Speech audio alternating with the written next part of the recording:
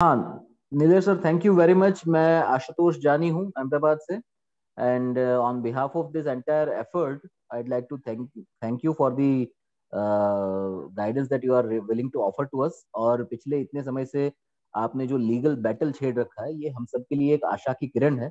और काफी समय से हम सबके मन में चल रहा था कि लीगली फाइट करना चाहिए, लेकिन कोई मार्ग नहीं खुल रहा था। और आपने जिस तरह से लीड लिया है, so thank you very much. Without wasting much of your time, हम आपकी बात को सुनना चाहेंगे। Just to give you small background, एक लीगल हेल्पलाइन शुरू करने के बारे में हम सोच रहे हैं कि जो लोग जहां पर परेशानी में है वैक्सीनेशन को लेकर के, उन्हें किस तरह से हम छोटा मोटा थोड़ा बहुत लीगल गाइडेंस दे सकते हैं, हाउ टू प्रोसीड फॉरवर्ड। क्योंकि इस बारे में देश में जागरूकता नहीं है। तो आपका गाइडेंस जिस जिस तरह से हमें मिलता जाएगा, उस तरह से हम आगे बढ़ेंगे। So over to you, and we'd like to listen from you. Thank you, thank you. आप सभी का धन्यवाद। आप सभी मतलब सेनानी हो इस युद्ध में, मतलब ग्राउंड के फील्ड वर्कर आप ही हो। तो अभी आप एक एक क्वेश्चन पूछे, वो हिसाब से मैं बताऊं या फिर मैं मेरे हिसाब से बताना शुरू? जी, एक्चुअली एक डॉक्यूमेंट आपके साथ शेयर किया था। I don't know whether you been able to go हाँ थ्रू इट। हाँ, भेजा है मुझे, जी, तो लेकिन हाँ। मेरे ख्याल से एक बार आप उस डॉक्यूमेंट के क्वेश्चंस जो आपने देखे हैं, तो आप एक हाँ बार अपनी बेसिक प्रिलिमिनरी बातचीत रखें। उसके बाद में किसी के क्वेश्चंस अनआंसर्ड रहेंगे तो हम हाँ उन्हें पूछ लेंगे, क्योंकि होगा क्या कि बहुत सारे लोगों के क्वेश्चंस रिपीटेटिव होंगे। तो मे बी हाँ, सबसे पहले हम आपको सुनना चाहेंगे, फिर अगर कुछ बातें रह जाती है, छूटी हुई है, then will repeat that as questions. ठीक है, ठीक, एक मिनट। अभी देखिए, ये बात सब मतलब बेसिक बात सभी को जान लेना ये जरूरी है कि ये हमारा देश है जो डेमोक्रेटिक कंट्री है, लोकतंत्र है हमारे देश में। तो लोकतंत्र में यहाँ पर रूल ऑफ लॉ है, किसी व्यक्ति का डिक्टेटरशिप नहीं है। मतलब जैसा कई लंदन में है, क्वीन एलिजाबेथ है, तो वैसा अपने यहाँ पर हर चीज कोडिफाइड है। मतलब भारतीय संविधान है, संविधान के दायरे में रहकर ही हर एक को काम करना है। फिर हमारा आईपीसी है, किसने अगर कुछ गलत काम किया तो उसके लिए सजा का प्रावधान है। तो ऐसा हमारा देश जो है एक कानून के आधार पे चलता है। अब अगर किसने उल्लंघन किया तो फिर उसको सजा का प्रावधान है। अब बेसिक सजा का प्रावधान किसके खिलाफ में है? आप इस देश में एक कॉमन मैन से लेके तो पंतप्रधान तक, और एक नीचे के मजिस्ट्रेट से लेके चीफ जस्टिस ऑफ इंडिया तक, किसी के भी खिलाफ आप केस दायर कर सकते हो। सिर्फ प्रोटेक्शन दो लोगों को है, एक है माननीय राष्ट्रपति जी, और एक है कैग, महालेखा कार जो है अपने, कैग।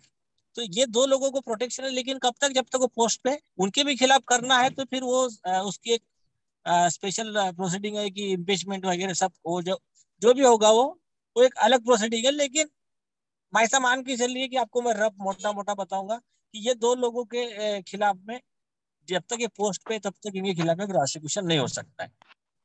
एक चीज। अब आते हैं कि अब जो ये मैंडेटरी वैक्सीनेशन किया जा रहा है, एकदम कमिंग टू द पॉइंट। एक है, जो भी ये लोग ऑर्डर निकाल रहे हैं, चाहे जिलाधिकारी हो, ये हो, कोई भी हो। तो अभी देखिए, भारतीय संविधान का आर्टिकल 21 क्या कहता है कि किसी भी व्यक्ति की लाइफ एंड लिबर्टी, उसके इसमें कोई इंटरफेयर नहीं कर सकता except following the due process of the law. अब due process of the law, ये वर्ड बहुत इंपॉर्टेंट है कि कानूनी प्रक्रिया और कानून के दायरे में रहकर ही कोई अधिकारी आपके अधिकारों में हस्तक्षेप कर सकता है, उसके बगैर वो नहीं कर सकता है। और अगर करता है तो फिर कंसर्न अधिकारी के ऊपर सजा का प्रावधान है। तो अभी दूसरा है कि आपके अधिकार क्या क्या है।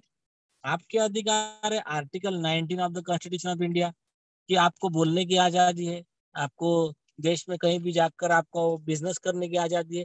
तो ये ऐसे जो बेसिक बेसिक फाउंडेशन है, तो उसके आधार पे ये आपके अधिकार तय होते हैं संविधान के तहत।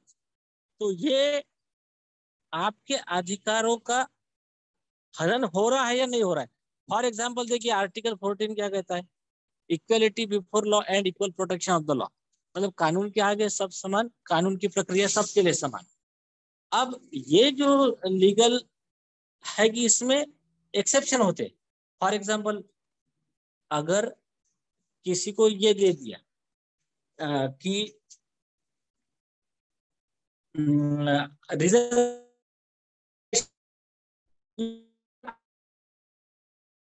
है,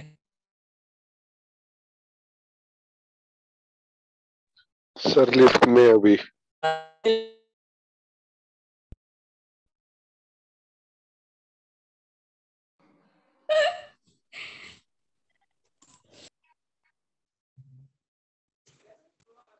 हेलो,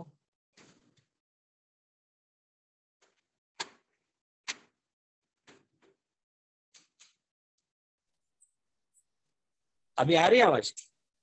यस सर, अभी आ रही है। हाँ, लिफ्ट में है। हाँ, तो अगर अभी संविधान के दायरे में रहकर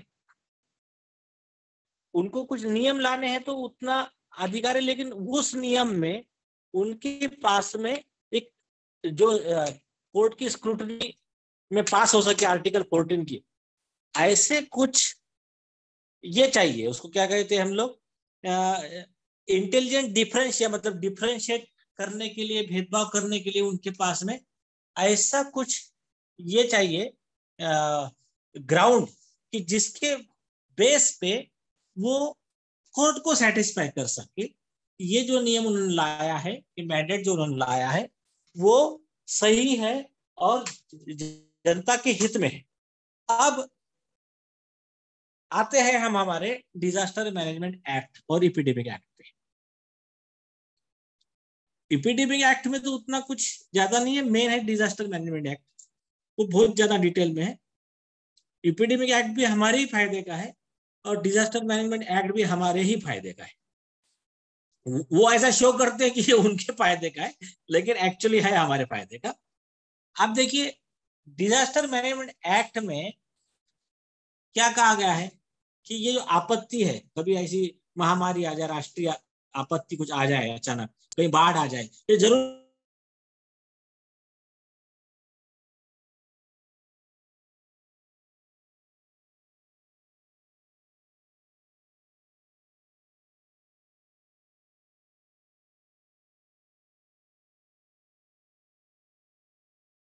बाद में नेशनल अथॉरिटी है जिसके चेयरमैन अपने प्राइम मिनिस्टर मोदी जी।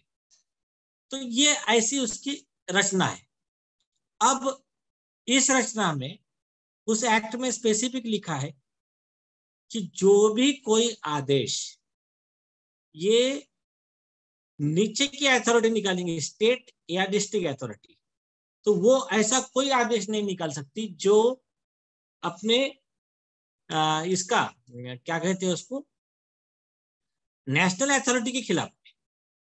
इसका प्रोविजन सेक्शन 38 सबसेक्शन ए और सेक्शन 39 सबसेक्शन 1, इसमें क्लियर लिखा है कि state authority to make the rules और मतलब in line with the policy decision, मतलब नेशनल अथॉरिटी के इन लाइन इन्होंने अपने नियम बनाने हैं।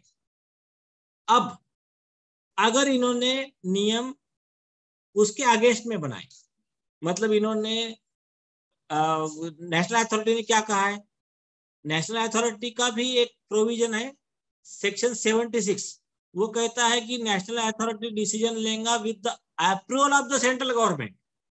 मतलब सेंट्रल गवर्नमेंट ने जो लिख कर दे दिया है यूनियन ऑफ इंडिया ने कि वैक्सीनेशन वॉलंटरी है, टीकाकरण स्वैच्छिक है, उसको मैंडेटरी नहीं कर सकते, किसी पे जबरदस्ती नहीं कर सकते। आरटीआई में जो लिख कर दिया कि कोई भेदभाव नहीं कर सकते, कोई किसी की सुविधा ही नहीं रोक सकते।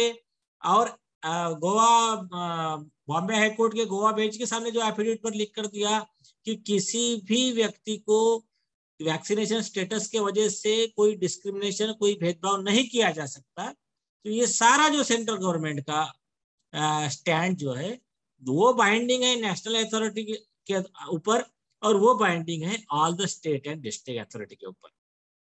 अब अगर इसमें से किसी डिस्ट्रिक्ट अथॉरिटी ने, किसी स्टेट अथॉरिटी ने, जैसा कि अभी कर रहे हैं कोई कलेक्टर है, कोई कहीं का सीओ है, कहीं का chief secretary of the state है, तो ये लोग कुछ नियम निकाल रहे हैं। तो ये जब नियम, इन नियमों के तहत अगर आपके किसी फंडामेंटल राइट का वायलेशन हो रहा है और अगर ये कोई नियम ऐसे है जो नेशनल अथॉरिटी के अगेंस्ट में है, उनके कॉन्ट्ररी है, उसके खिलाफ में है, तो ऐसे कंडीशन में आपको अधिकार बनता है कि आप आईपीसी 166 और अदर प्रोविजंस है आईपीसी के, उसके तहत और सेक्शन 51B और section 55 of disaster management act, इसके तहत आप उनके खिलाफ में प्रोसिक्यूशन दायर कर सकते हो। ऐसा ही एक प्रोसिक्यूशन हमने दायर किया है अमर कोरी जी के तरफ से हमारे मुंबई के, महाराष्ट्र के चीफ सेक्रेटरी, मुंबई के म्युनिसिपल कमिश्नर और additional commissioner of the Mumbai municipal corporation. तो ये हमने फाइल किया है। तो वो अगर ड्राफ्ट लेंगे तो आप उसमें सब आ गया है कि उसके सेक्शन 60 के तहत इनको ये जो देना पड़ता है कि नेशनल अथॉरिटी को एक लेटर भेजना पड़ता है, वो प्राइम मिनिस्टर को अगर भेज दिया तो इस तरह का जो है वो सब सारे उसके कंप्लायंस हो गए हैं। तो वो एक फॉर्मेट है, तो वो फॉर्मेट आप ले सकते हो, उसमें आपको आइडिया आ जाएगा कि जो भी ऐसे गलत आदेश बनाए उन अधिकारियों के खिलाफ में हम प्रोसिक्यूशन कैसा फाइल कर सकते हैं। ये हो गया इसका पार्ट ए। दूसरा पार्ट है कि अगर अब ये एक प्रोसिक्यूशन का सिंपल तरीका, कुछ लोगों को अगर पॉसिबल है तो वो लोग हाईकोर्ट में रिट लगाए। अभी देखिए, अभी दो चीजें हैं कि एक बॉम्बे हाईकोर्ट में हमारा 3 जनवरी को मैटर है और दूसरा है 12 जनवरी को सुप्रीम कोर्ट में जो प्रशांत भूषण जी ने फाइल किया है, और अवेकन इंडिया मूवमेंट की तरफ से भी हमने 30 पिटिशन, अराउंड 30 पिटिशन फाइल करवाए हैं। तो ये सारे मैटर उस दिन सुप्रीम कोर्ट को होने वाले हैं 12 तारीख को अप्रोक्सीमेटली, और इधर 3 तारीख को बॉम्बे हाईकोर्ट का जजमेंट आने वाला है। बॉम्बे हाईकोर्ट में एक पॉजिटिव डेवलपमेंट ऐसा है कि कोर्ट के 15 दिसंबर का आदेश और 22 दिसंबर का जो ऑर्डर है, उस बेस पे जो नेशनल डिजास्टर मैनेजमेंट अथॉरिटी है उसके जो चेयरमैन है हमारे प्रधानमंत्री मोदी जी, इनको रिस्पोंडेंट नंबर 9 बनाया गया है। और जो महाराष्ट्र के चीफ मिनिस्टर है, जो स्टेट डिजास्टर मैनेजमेंट अथॉरिटी के चेयरमैन है, एक्स ऑफिशियल चेयरमैन, उनको रिस्पोंडेंट नंबर 10 बनाया गया है। तो इसमें अभी दोनों लोगों को अपना स्टैंड क्लियर करना है कि ये जो मैंडेट बनाए गए हैं इसमें नेशनल अथॉरिटी का कंसेंट था क्या? तो कंसेंट तो रह ही नहीं सकता, क्योंकि गवर्नमेंट ऑफ इंडिया का जो सेंट्रल गवर्नमेंट का स्टैंड है वही नेशनल अथॉरिटी का स्टैंड है। तो वो एक तो पार्ट क्लियर है। अब अगर नहीं था तो उसके खिलाफ में तुमने आदेश बनाया कैसा, ये तुमने आदेश निकाला कैसा, तुमने ये गलत रूल बनाया कैसे? तो फिर उसके लिए अभी जिम्मेदार रहेंगे जो chief minister of Maharashtra, chief secretary and other officer जो उसमें रिस्पोंडेंट बनाए हैं। और उसमें हमने प्रोसिक्यूशन मांगा है। योहान टेंगरा की जो पिटिशन है, फिरोज मेठीवर वाला की जो पिटिशन है, इसमें हमने प्रोसिक्यूशन मांगा है कंसर्न चीफ सेक्रेटरी और अदर ऑफिसर का। अब उसमें आरोपी में अभी चीफ मिनिस्टर भी आ गए। तो ये इसका ओवरऑल सम एंड सब्सटेंस है। दूसरा एक विषय है कि कुछ लोगों को जबरदस्ती वैक्सीन दिया जा रहा है। तो जबरदस्ती वैक्सीन कोई दे नहीं सकता। उसके पहले मैं और एक बात बताऊंगा आपको। कॉमन कॉज का 2018 का सुप्रीम कोर्ट का जजमेंट है, उसमें ये जो घर घर दस्तक का प्रोग्राम है, तो आपको आगे पूछ नहीं सकते कि आपने वैक्सीन क्यों नहीं लिया। हर व्यक्ति का अधिकार है कि उसको कौन सी ट्रीटमेंट लेना है। वर्गीस का भी जजमेंट है कर्नाटका हाईकोर्ट का, कॉमन कॉज है मेघालय हाईकोर्ट का रजिस्ट्रार जनरल वाला वो एक जजमेंट है, एराडेल का 1993 का जजमेंट है, मॉन्टगो मेरी का जजमेंट है। ये सारे जजमेंट अपने पास में अवेलेबल है, अंबर जी के पिटिशन में भी है। तो ये जजमेंट ये कहते हैं कि हर व्यक्ति का ये अधिकार है वो अपना ट्रीटमेंट चाहे आयुर्वेदिक से कराए, नेचुरोपैथी से कराए, जो ट्रीटमेंट उसको पसंद आती है उससे कराए। इनको ये लोग फोर्स नहीं कर सकते गवर्नमेंट की आप यही ट्रीटमेंट लेने का, ऐसा कोई उसको फोर्स नहीं कर सकता। उसका जिम्मेदारी है कि कौन सा ट्रीटमेंट नहीं लेना है, और जो ट्रीटमेंट उसको नहीं लेना है उसका रीजन उसको कोई पूछ नहीं सकता, उसको बताना बाइंडिंग नहीं है। तो ये इसका एक सेकंड समरी है। तो कोई भी घर पे आता है किसके पूछने के लिए कि आपने वैक्सीन लिया कि नहीं लिया, आपने कह दिया नहीं और उसने कहा पूछा कि क्यों नहीं लिया, उसको सीधा बता दो ये पूछने का अधिकार आपको नहीं है। आपको अगर हेल्थ मिनिस्टर ने बोला है, मनसुख मांडविया जी ने बोला है, तो भी वो सुप्रीम कोर्ट से बड़े नहीं है। कि मनसुख मांडविया जी के आदेश को कोई वैल्यू नहीं है, क्योंकि उनका आदेश इस संविधान के खिलाफ में और ये सुप्रीम कोर्ट के जजमेंट के खिलाफ में। तो ये एक इसका एक वन ऑफ द पहलू यह है। उसके बाद में अगर किसी व्यक्ति को जबरदस्ती की जाती है, तो देखिए 96 ऑफ द आईपीसी है, वो ये कहता है कि आपको आपकी जान बचानी, आपकी जान, आपको पता है कि अगर वैक्सीन लगती है तो आपकी मौत हो सकती है, आपके ऊपर आपके हेल्थ मतलब बॉडी ऑलरेडी एलर्जिक है, आपको ये दवाई सूट नहीं करती है, तो आपके ऊपर अगर ऐसा कोई जबरदस्ती करता है कोई व्यक्ति, तो उसके खिलाफ में बल का प्रयोग करने का आपको अधिकार है। वो कहता है act done in defence is not offence. कोई अगर आपकी जान लेने आ रहा है और आपने अपनी जान बचाने के लिए जो कृति की है, जो आपने एक्शन ली है, उसमें सामने वाले को कुछ अगर नुकसान होता है या फिर इवन सामने वाले की अगर जान भी जाती है, तब भी आपका एक्ट ये प्रोटेक्टेड है as per section 96 of IPC. लेकिन इसका मतलब ये नहीं है कि जाके सीधा उसका किसी को जानी ले लो, वो नहीं करना है।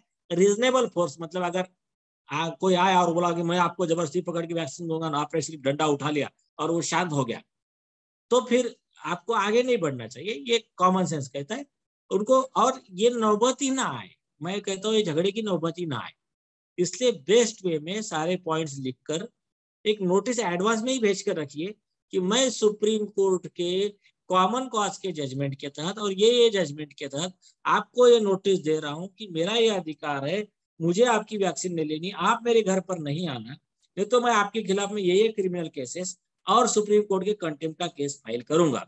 तो ये बेस्ट प्रिकॉशनरी मेजर है आपके लिए। अब आप बोलिए आपके क्या सवाल है।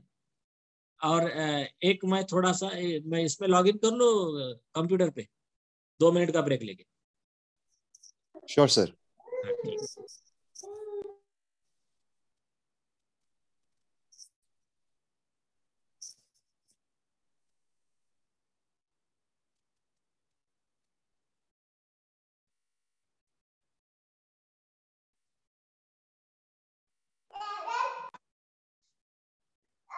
यहाँ पे पूनम जी अगर है तो I request her to unmute herself.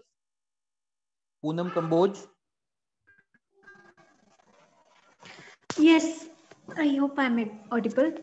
या अभी जो बातचीत थी आपने पूरा क्वेश्चंस को कंपाइल किया हुआ था, तो आप एक बार क्वेश्चंस को देख लीजिए। Yes. और अगर आपको लगता है कि उनमें से कोई क्वेश्चन ऐसा है which is been left out, तो आप प्लीज वो क्वेश्चन को अभी जैसे नीलेश सर वापस से रिजॉइन करते हैं, आप वो क्वेश्चन को स्पेसिफाई कर दीजिए एक बार उनके सामने, है ना, so that you can reply ठीक है। दैट। हम इंडिविजुअली सबको नहीं बोलेंगे कुछ सवाल पूछने के लिए, because that will take a lot of time, so you please do that job. Okay. उससे अच्छा एक एक क्वेश्चन अगर वो पूछने लगी और वो आंसर देने लगे, वो अच्छा रहेगा, वो फटाफट भी हो जाएगा। हाँ नहीं, that's what she will do, but हम इंडिविजुअली सारे पार्टिसिपेंट्स को बोलेंगे तो फिर वो बहुत ज्यादा समय लेगा, इसलिए हम सबको नहीं बोल रहे सवाल पूछने के लिए। She has already compiled the questions, so she will ask the questions and we all will listen to the responses.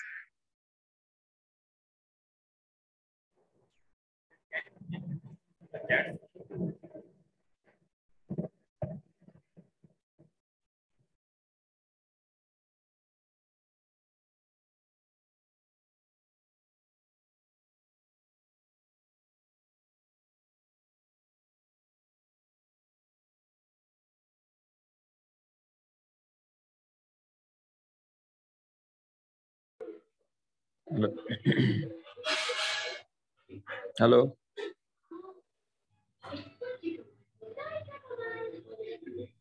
जी हाँ जी, बोलिए।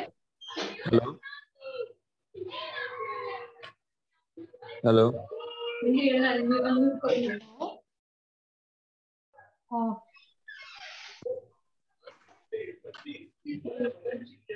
उज्ज्वला जी, आपका कोई सवाल है या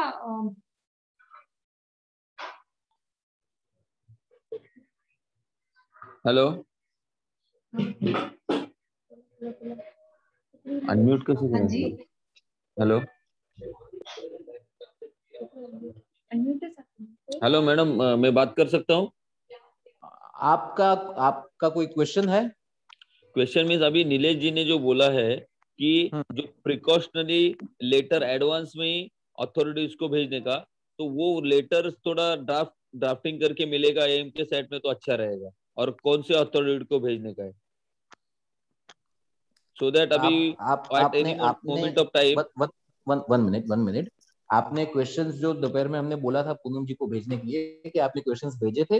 हाँ, मैंने तो ऑलरेडी क्वेश्चन भेजे, बट ये जो हाँ पॉइंट है नीलेश ओझा ने अभी जो हमको जो हाँ। इंफॉर्मेशन दी, वो हम्म। उसके रिलेटेड उन्होंने कहा कि अभी प्रिकॉशनरी लेटर अब एडवांस में ही भेज दे रहे। इस रिलेटेड हम लोग ने क्वेश्चन कुछ किया नहीं था, क्योंकि ये इंफॉर्मेशन उन्होंने अभी दी है। हाँ तो ओके वो एक ओके। लेटर हम लोग ड्राफ्ट कर पाएंगे उनकी लेट मदद से, और एएम पे डालेंगे तो अच्छा रहेगा। श्योर, हम एक काम करते हैं, लेट हिम रीजॉइन फर्स्ट। या और अभी सबके जो क्वेश्चंस पूनम जी ने कंपाइल किए हैं, तो एक बार पूनम जी सारे क्वेश्चंस पूछ लेती है, उसके बाद में इंडिविजुअली अगर कुछ बाकी रहता है तो हम सबके लिए ओपन करेंगे। तो अभी please hold on and please keep listening. Let Nilesh sir join once again, उसके हाँ बाद में हम क्वेश्चन आंसर का दौर शुरू करते हैं। Okay sir, thank you very much. आपकी पूरी बात हमने सुनी, हमें काफी सारी बातें समझ में आई। कुछ क्वेश्चंस हमारे पार्टिसिपेंट्स के थे जो हमारी एक वॉलंटियर ने कंपाइल करके रखे हैं, so she will ask those questions to you, और हम सब लोग आपके जवाब सुन रहे हैं। हाँ तो ठीक। Poonam ji, you may please start. Okay. Very first question is, how do we defend our rights when there is enforcement of mandatory COVID testing or discrimination based on vaccination status in the following scenario? Workplace and educational institution, access to public facilities and places such as malls, parks, transport, access to government benefits, ration or pension, again like door to door vaccination drive, police harassment or intimidation. So in these cases, what can we do? What articles we can quote, or what kind of documents we can produce?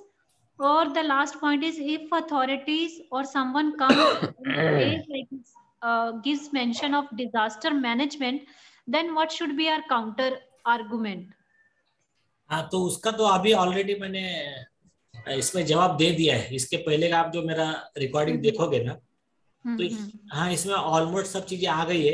लेकिन जैसा कि अभी मैं सुन रहा था, एक अच्छा point उन्होंने कहा कि इसका एक लेटर का फॉर्मेट अगर मिल जाए, कि हर जगह आपको एक लेटर का फॉर्मेट। अभी देखिए, जो मेरा पहला इंटरव्यू हुआ है, आप उसको क्वेश्चन आंसर का स्क्रिप्ट में टाइपिंग करवा लीजिए। तो करवाने के बाद में कुछ नोटिसेस हमने दिया है, अंबर जी के पास में दिया है, AIM के वेबसाइट पे अवेलेबल है। तो चाहे वर्क प्लेस हो या कहीं भी हो, आपको उसके नोटिस का फॉर्मेट देना है सब जगह, कि देखिए हाँ, अभी डेटा और अभी नया डेटा तो और मॉडिफाइड आया हुआ है। जैसा सुप्रीम कोर्ट में भी एफिडेविट दे दिया है सेंट्रल गवर्नमेंट ने, केंद्र सरकार की तरफ से एक शपथ पत्र आ गया है सुप्रीम कोर्ट में, एक एफिडेविट आ गया है बॉम्बे हाई कोर्ट में, हमारे पास में RTI आ गए, तो और वो 4 हाई कोर्ट के 5 जजमेंट्स। तो ये सब चीजें है ना, इसका एक बंच है एक शॉर्ट में, तो उसको एक फ्रेम कर देने का। वो अभी अंबर कोरी जी की जो सुप्रीम कोर्ट की रीट है, उसमें सारे पॉइंट्स लिए हुए हैं, पर उसमें के प्यारा कॉपी करने की, आपको ज्यादा कुछ करने की आवश्यकता नहीं है, उसमें एवरीथिंग अवेलेबल है। ठीक है, तो ये डॉक्यूमेंट अभी वो अवेकनिंग इंडिया मूवमेंट की वेबसाइट पे है, और हम लोग डाउनलोड करके ये दिखा सकते हैं या इसको कोट कर सकते हैं? मेरे ख्याल से शायद होगा, रहना चाहिए, नहीं है तो रुशल जी बताएंगे। सर है sir, I will send the links to it. Okay, you should please share the link, or at least people can go and look at Awaken India movement, that website link. The link will be shared by tomorrow with our WhatsApp group. Please mute Ujjwala Tathe. और उसका रुशल भाई, Please mute. Yes sir. आप ना इसका word copy दे देना आपके WhatsApp group पे वगैरह, तो उनको कॉपी पेस्ट करने में आसान हो जाएगा। यस सर, वर्ड डॉक्यूमेंट भी शेयर कर लेंगे साथ में। Done. Okay, there was additional question. Is it more effective to file petition against state governments or against individual organization or institution or authorities enforcing COVID related mandates? I mean, जो already petition filed है वो sufficient है, जो आपने already बात की है, जहाँ इस मामले में अभी हमें और कुछ करना है पटिशन फाइल करने के लिए? नहीं, अब ज्यादा आवश्यकता है नहीं, क्योंकि ऑलमोस्ट ऑल स्टेट से तो पिटीशन आ चुकी है, और सुप्रीम कोर्ट का एक किसी भी एक मैटर में जजमेंट आएगा वो पूरे इंडिया के लिए लागू रहेगा। ओके ओके, पूनम जी आप अपना I'll स्क्रीन just शेयर कर दो। एक मैं क्लियर करना चाहता हूँ। देखिए, कुछ हाई कोर्ट के, जैसा भी गुजरात हाई कोर्ट का जजमेंट गलत आया, तो वो जजमेंट गलत कैसा है, उन जज के खिलाफ में हमने प्रोसिक्यूशन फाइल किया है, उसका मैंने योहान के साथ में इंटरव्यू किया है, तो आप लोग वो भी देख के रखिए। मतलब कोई एक आधा जज गलत आदेश भी देता है तो भी विचलित नहीं होने का, उसमें भी रेमेडीज है, जज के खिलाफ भी कार्रवाई हो सकती है।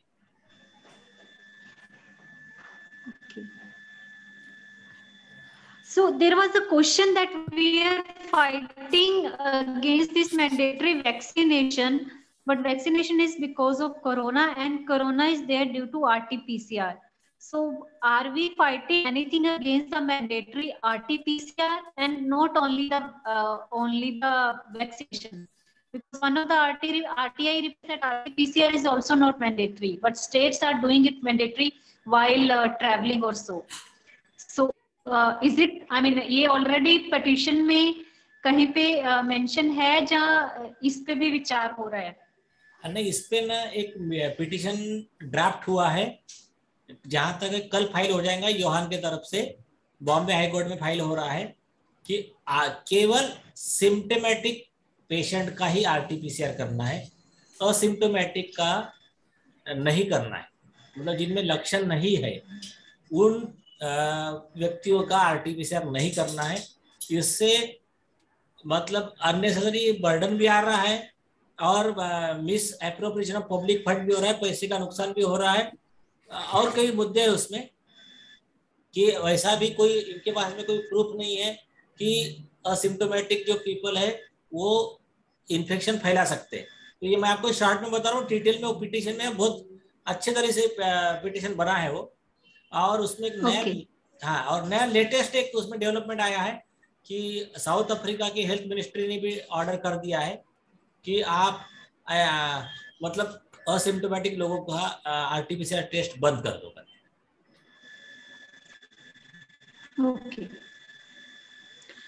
Okay, thanks sir. Next question is, since until the Supreme or Bombay High Court gives any judgment on this forceful or illegal vaccine mandates, why this forceful vaccination has not hold up? I mean, the same thing like few states like Haryana, Rajasthan has mandated, and other states would also follow the same thing.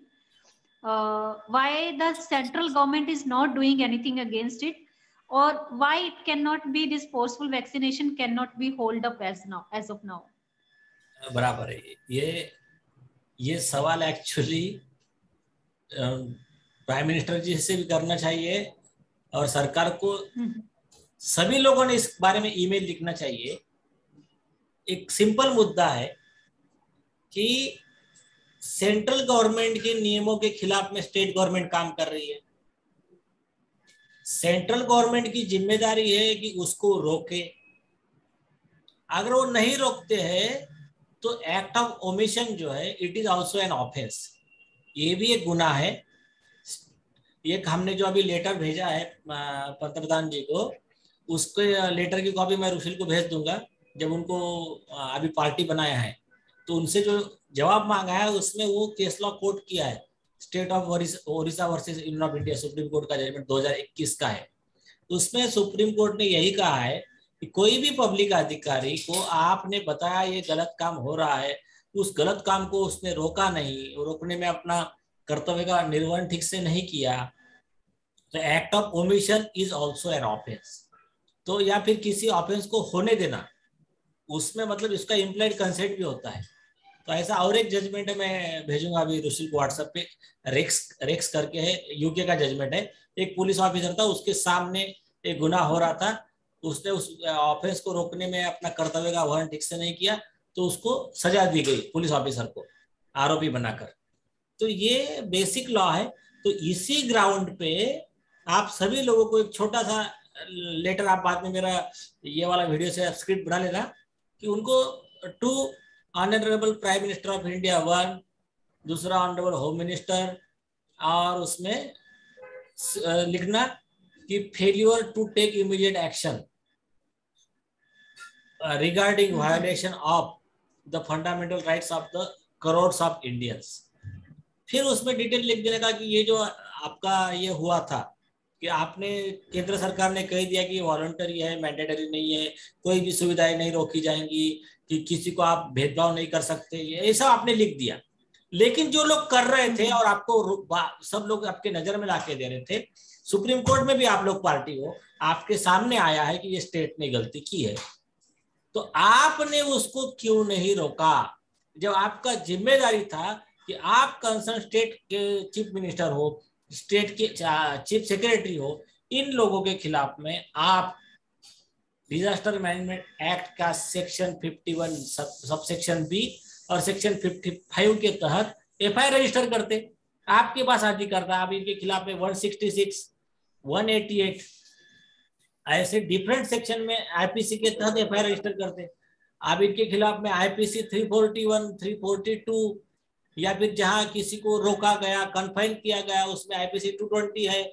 ऐसे different section थे, इनका खिलाफ में prosecution करने का जिम्मेदारी सरकार का था। क्योंकि इनको सैलरी क्यों दे रहे हैं हम लोग? हमारे टैक्स पेयर के मनी से इन सारे अधिकारियों का, minister, chief minister, prime minister, chief justice of India, सभी का खर्चा हमारे टैक्स पेयर मनी से निकल रहा है। तो मतलब जरूरी नहीं कि आप लोग इनकम टैक्स भरते हो। आप लोग अगर एक पेन खरीदते हो तो ये पेन 2 रुपए का पेन आपको 50 रुपए में मिल रहा है, तो बचा हुआ सब टैक्स है ना। आपको पेट्रोल 30 रुपए का पेट्रोल 100 रुपए में मिल रहा है, 70 रुपए टैक्स है। अगर आप एक सीधा मोबाइल का रिचार्ज भी करते हो, उसमें भी टैक्स जुड़ा हुआ है। तो हर व्यक्ति, हर देश का हर नागरिक टैक्स दे रहा है, और उस टैक्स में से इन सारे लोगों के खर्चे निकल रहे हैं। तो ये खर्चे हम क्यों इनको नौकरी पर क्यों रखा है? कि ये पब्लिक सर्वेंट है सब लोग, तो ये इनको लोक सेवक के पोस्ट पे हमने क्यों रखा है? हमने इसलिए रखा है कि ये लॉ एंड ऑर्डर को ठीक से इम्प्लीमेंट करे, जिसने गलत किया उसको प्रोसिक्यूशन करने में मदद करे, जिसने सही किया उसको मदद करे, जो विक्टिम है उसको न्याय दिलाने में मदद करे। अब ये लोग अपने कर्तव्य का निर्वहन ठीक से नहीं करेंगे तो फिर ये भी सजा के हकदार है। आईपीसी 218 के तहत, आईपीसी 201 है, 202 है। सरकारी अधिकारी की जिम्मेदारी है वो एफआईआर को रिपोर्ट करे, एफआईआर रजिस्टर करे। नहीं करता है तो अक्यूज को बचाने के लिए किए गए एक्ट में ये सेंट्रल गवर्नमेंट के अधिकारी भी आरोपी बनते हैं। तो आप इन सब बातों को अच्छे से एक बार फ्रेम करके तो उसका एक लेटर भेजना शुरू कीजिए सब लोग, कि आपने आपके कर्तव्य का निर्वहन नहीं किया। आप इस देश के प्राइम मिनिस्टर हो, किसी ना पार्टी के प्राइम मिनिस्टर हो, ना किसी के व्यक्तिगत आप प्राइम मिनिस्टर हो, आप देश के हर नागरिक के प्रधानमंत्री हो। तो ऐसे में आपका जिम्मेदारी बनता है कि देश के करोड़ों लोगों के फंडामेंटल राइट का वायलेशन हो रहा है, तो आपका जिम्मेदारी है कि आप तुरंत एक्शन लेते हैं। आपको एक्शन लेना है मतलब क्या करना है? आपके पीए को कह देते, आपके कंसर्न अधिकारी को कह देते कि आप इसमें एक्शन लो, रोको उनको, और नहीं रोकते तो उनके ऊपर एक्शन, आप आर्मी भेज सकते हो कि जो स्टेट की चाहे सीएम हो या कोई भी चीफ सेक्रेटरी अगर नहीं मान रहे तो। लेकिन आपने वो नहीं किया, इसलिए आपने आपके कर्तव्य का निर्वहन में मतलब उसको ये कमी रखी है। तो इसके लिए आप असंवैधानिक कार्य में आपका भी सहभाग दिखता है, या फिर आपको जैसा वर्ड यूज करना है आप वो वर्ड यूज कीजिए। कि इसलिए आपसे ये रिक्वेस्ट है कि आप तुरंत इसमें एक्शन लीजिए। ऐसा इस तरह से उसको फ्रेम कीजिए। नीलेश जी, क्योंकि अब ये बात उठी है तो इधर ही स्मिता जी ने एक बात रखी है। एपिडेमिक डिजीज एक्ट की तहत सरकारों को, स्टेट गवर्नमेंट को स्पेशल पावर्स मिलती हैं कि उनसे जो बन पाए आउटब्रेक को कम करने के लिए, कर्व करने के लिए वो करें। और वैक्सीनेशन उसी का एक माध्यम है ऐसा बताया गया, और ये काफी आर्टिकल्स में भी कोट हुआ है। तो क्या रिलेशनशिप है यहाँ पे, हम जो बात कर रहे हैं उसके वजह से? ऐसा जो कह रहे हैं ना, कुछ भी नहीं कर सकते, नहीं तो कल ये बोलेंगे इनको लग रहा है कि 10 छोटी छोटी बच्चों का बलि चढ़ाने से कोरोना रुक जाएगा, तो क्या ये बोलेंगे कि बच्चों को लाओ और उनका बलि चढ़ाना शुरू करो? ऐसा नहीं है, रीजनेबल ऑर्डर कर सकते हैं एक चीज। और एपिडेमिक एक्ट जो है ना, एपिडेमिक एक्ट एक्चुअली हमारे फायदे का है। अगर इन्होंने कुछ मेजर्स लिए, सेक्शन 2 उसका बहुत क्लियर है, इन्होंने अगर कुछ मेजर लेंगे किस लिए, कि वो उसको रोकने के लिए। अब रोकने के लिए ये मेजर नॉर्मली क्या लेते हैं, ये लेते हैं कि ट्रेन में जाने से कुछ लोगों को रोकना। एक्चुअली उनके लिए, उनके अधिकार में क्या है, सिम्टोमेटिक लोगों को रोकना। लेकिन ये क्या करते हैं, अपने मन से ही वैक्सीन वाले लोगों को भी रोकना चालू कर दिया। ऐसे कुछ भी मेजर अगर लेते हैं तो उसमें उनकी जिम्मेदारी है कि उनके मेजर लेने में, उसी एक्ट के सेक्शन 2 में वो आगे लिखा है, जहां लिखा कि मेजर ले सकते, उसके नीचे ही लिखा है कि अगर ऐसे मेजर लेने से किसी व्यक्ति का कोई नुकसान होता है तो ये जिम्मेदारी है उस अधिकारी की कि वो उस व्यक्ति के नुकसान भरपाई करे, उसको कॉम्पेंसेट करे, उसको मुआवजा दे, हर्जाना दे। मतलब फॉर एग्जाम्पल बताता हूं मैं, ये कानून कहां से आया, 1897 में आया। 1897 में पूना में प्लेग हुआ था, तो प्लेग को रोकने के लिए ये कानून लाया गया, मतलब उस समय जरूरत के हिसाब से। अब उस समय क्या करते थे कि इनके मतलब कलेक्टर ऑफिस के लोग, अंग्रेजों के पूरे अधिकारी जाते थे कि प्लेग का फैलाव ना हो, इसलिए चूना मारते थे घर में लोगों के, लाइम वॉश। तो वो चूने का जो पेंट करते थे, उसके वजह से उनके दुकान का या उनके घर का कुछ नुकसान हुआ या उनकी रोजी रोटी का नुकसान हुआ, उतना नुकसान उनको वहां पर ही उनका अधिकारी देता था फोर्थविथ।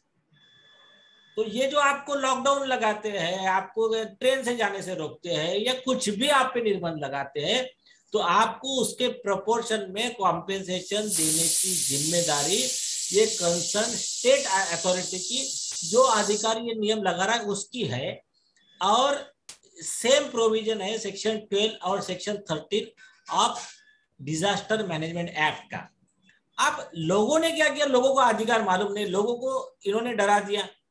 ये एपिडेमिक एक्ट में ये कहीं नहीं लिखा है कि वैक्सीन आप जबरदस्ती दे सकते हो, और वैक्सीन जबरदस्ती करने के लिए इनके पास में कोई ऐसा, केंद्र सरकार ने बोला है कि मैंडेटरी नहीं है, तो उसको एपिडेमिक एक्ट में ला ही नहीं सकते। दूसरी चीज, वैक्सीन लेने से कोरोना का इन्फेक्शन रुकता है ऐसा कोई प्रूफ ही नहीं है, ना उससे इन्फेक्शन रुकता है, ना इससे उसकी डेथ कम होती है, ना हॉस्पिटलाइजेशन कम होता है। मतलब ऐसा कोई साउंड प्रूफ नहीं है। मतलब इनके नैरेटिव वाले अलग हो गए, लेकिन जो गुवाहाटी हाईकोर्ट ने भी अपने जजमेंट में लिखा कि ये दोनों में वैक्सीनेटेड और अनवैक्सीनेटेड में कोई फर्क है नहीं, तो इसीलिए ये कुछ ऐसा नियम ला नहीं सकते। और एक बहुत इंपॉर्टेंट चीज है, सभी लोग एक ख्याल पे रखें, हमारे संविधान का अनुच्छेद आर्टिकल 13 है, उसमें आप पढ़ लेना थोड़ा सा गूगल पे, छोटा सा ही, कि इस देश में आजादी के पहले के और हमारा संविधान लिखने के पहले के जितने भी कानून है, उसमें जो भी कानून आर्टिकल 14, 19, 21 हमारे मूलभूत अधिकारों के खिलाफ की है, वो सारे कानून निरस्त, null and void, ultra vires माने जाएंगे, वो बाइंडिंग नहीं रहेंगे, बंधनकारक नहीं रहेंगे। तो ऐसा स्पेसिफिक लॉ है। तो कभी लाइफ में, कभी जिंदगी में भी मैंडेटरी वैक्सीनेशन ये लोग ला नहीं सकते।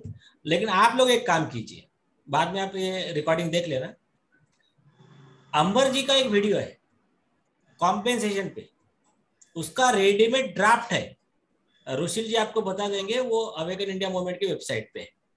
ज्यादा से ज्यादा लोगों के हक से वो ड्राफ्ट भरवाइए। जिन लोगों को मॉल में एंट्री रोका, बोला हमारा मॉल में एंट्री रोका, हमारे घर पे डिलीवरी दो सरकार के खर्चे पे, एपिडेमिक एक्ट का सेक्शन 2, उनका सेक्शन उनके खिलाफ यूज करो।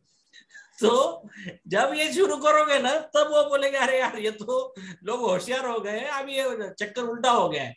तो वो लोग फिर वो बैकफुट पे आएंगे। तो जो उसका फॉर्म है, उसका एप्लीकेशन है, उसका एक ड्राफ्ट है, तो अवेकन इंडिया मूवमेंट वेबसाइट से डाउनलोड कीजिए उसमें, और उनका वीडियो देख लीजिए आप अमर कोरी जी का, फिर उसमें आपको आ जाएगा।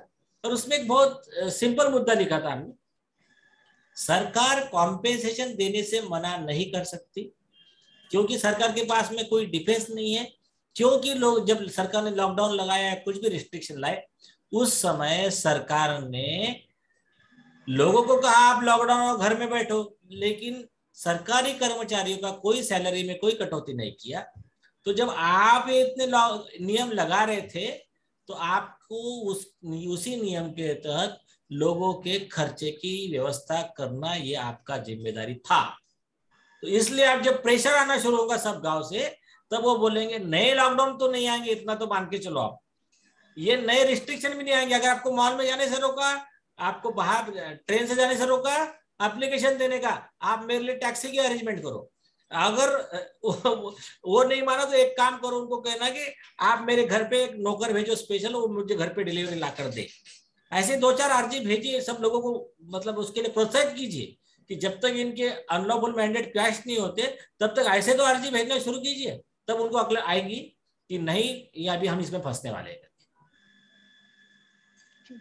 ठीक सर, नेक्स्ट क्वेश्चन है कि अगर एज अ वॉलंटियर मैं कुछ भी बोलता हूँ ये पेंडेमिक के खिलाफ और कुछ मेरे साथ गलत होता है, मतलब मुझे इस वजह से पुलिस स्टेशन या किसी और कुछ सिचुएशन आती है, तो मुझे क्या हेल्प, मतलब क्या हेल्प मैं मांग सकता हूँ और क्या करना चाहिए मुझे इसमें? ये अच्छा सवाल पूछा आपने। ये मतलब ये सवाल एक्चुअली सबसे पहले रहना चाहिए था, क्योंकि तभी तो आप लोगों में कॉन्फिडेंस आएगा कि जब आपको लोगों को ये पता चल जाए कि आपके अधिकार क्या है, आपको क्या तकलीफ आ सकती है, क्या नहीं आ सकती है। तो देखिए, सबसे पहली चीज, आप ये जो काम कर रहे हो, आप क्या कर रहे हो,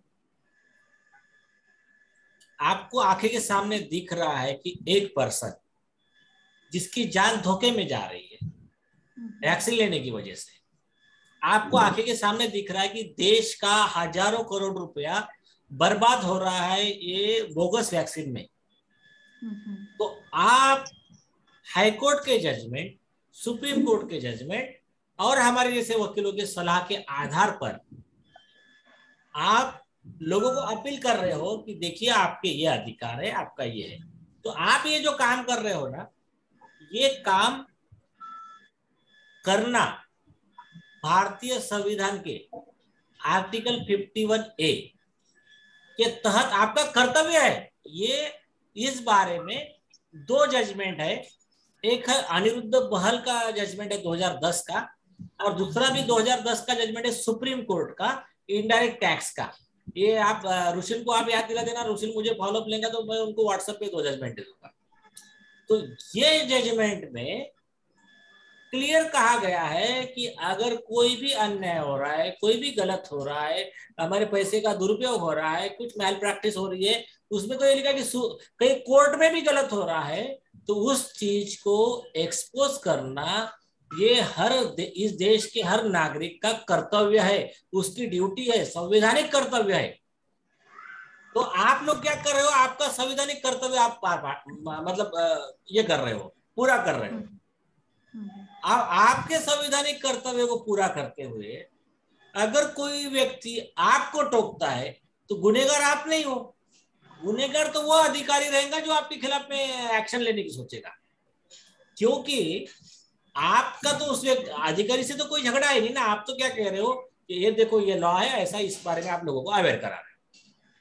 तो सुप्रीम कोर्ट ने इनडायरेक्ट टैक्स में क्या हुआ था कि एक व्यक्ति ने कोर्ट के फ्रॉड को एक्सपोज किया, तो उसके खिलाफ में जो करप्ट जज था, उसके जो चमचे थे, उन लोगों ने एक पिटीशन लगवाया कि बोला ये ऐसा नहीं, कोर्ट के बारे में नहीं छापना चाहिए पेपर में, ऐसा वैसा एक्सपोज नहीं करना चाहिए। सुप्रीम कोर्ट ने कहा क्यों नहीं करना चाहिए, सच बोलना ये हर व्यक्ति का अधिकार है, और उसने फ्रॉड एक्सपोज करना, ये आर्टिकल 51A के तहत उसका संवैधानिक कर्तव्य है।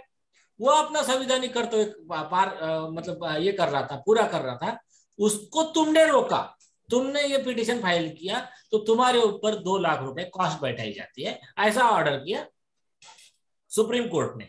और इसी ग्राउंड पे एक एफआईआर रजिस्टर हुआ था एक विसल ब्लोअर पे, उसको क्वैश किया दिल्ली हाई कोर्ट ने। लेकिन आपको इतना आगे जाने की जरूरत नहीं है, मैं आपको और एक आसान तरीका बताता हूँ। आप सब लोगों ने क्या करना, देखिए छोटे कॉमन चीज ख्याल में रखिए। आप भारत के नागरिक हो, हम बचपन में प्रतिज्ञा पढ़ते थे स्कूल में कहीं भी, मैं इस देश का नागरिक हूँ, सारे भारतीय मेरे भाई बहन हैं, ये तो हम पढ़ते थे। इस देश की संपत्ति की रक्षा करना मेरा कर्तव्य है, ये 4 लाइन याद रखने की। तो आपके आंखों के सामने कुछ देश की कुछ संपत्ति का नुकसान हो रहा है, तो आपका कर्तव्य है उसको रोकना। आपको अगर लग रहा है कि कोई व्यक्ति के ऊपर कसाब अगर गोलियां मार रहा है, तो आप उसको बोलोगे नहीं कि भाई उधर मत जाओ, उधर कसाब टेररिस्ट आया हुआ है, वो फायरिंग कर रहा है। वैसे ही ये बात है, आप लोगों को बताओ भाई देखो तुम्हारी जान जा सकती है, ये बोगस वैक्सीन है, तो ये वैक्सीन के बारे में आप तथ्यों के साथ कह रहे हो, आप कह रहे हो ये वैक्सीन की जान जा सकती है, किस आधार पे कह रहे हो? तो गवर्नमेंट ऑफ इंडिया ने अपने AEFI के ऑर्डर में माना है कि डॉक्टर स्नेहल लानौत की मौत कोविशील्ड वैक्सीन लेने की वजह से हुई थी। ऐसे कई उसमें ऑर्डर है, एक ही सफिशिएंट है आपको। और खुद WHO ने वार्निंग दिया है कि कोविशील्ड लेने वाले सावधान, आपको गुलियन बारी सिंड्रोम, आपके चेहरे का वो पैरालिसिस, ये सब बीमारी हो सकती है। तो आप जो काम कर रहे हो ये सब इस डॉक्यूमेंट के आधार पे कर रहे हो। लेकिन इसके अलावा आपको एक आसान तरीका बताता हूँ, एक सीधा एक फॉर्मेट बना लीजिए, आप कोई भी एक ड्राफ्ट कीजिए, एडवांस में लेटर आपने ही भेज देने का, आपने लेटर लिखने का टू वहां का एरिया का चीफ सेक्रेटरी, एरिया का पुलिस कमिश्नर या सुप्रिंटेंडेंट ऑफ पुलिस, SP जो होता है, SP DSP, तुम्हारा कमिश्नर, जो भी पुलिस अथॉरिटी है और स्टेट की सबसे बड़ी पुलिस अथॉरिटी, उनको लेटर भेजने का। वो लेटर में लिखने का कि देखिए मेरे पास में ये माननीय सुप्रीम कोर्ट हाई कोर्ट के जजमेंट और ये डेटा है और मेरे पास में ये ड्राफ्ट है, तो मैं हमारे देश के अपने एरिया के लोगों की जान बचाना चाहता हूं, इसलिए भारतीय संविधान के आर्टिकल 51A के तहत मैं और सुप्रीम कोर्ट के ये जजमेंट के तहत मैं अपना कर्तव्य पूरा करने जा रहा हूं। मुझे आपसे अपेक्षा है कि आप मेरी मदद करोगे। तो एडवांस में सारे पुलिस स्टेशन में सब जगह यह लेटर आपने ही देकर रखने का, जहां जाना है जिस एरिया में, पहले लेटर हमने देने का। तो फिर जब आप पहले ही लेटर दे दोगे तो फिर आपको तो खिलाफ में कुछ बोल ही नहीं सकता हो, वो पहले ही समझ में आ गया उसको कि क्या मामला है। तो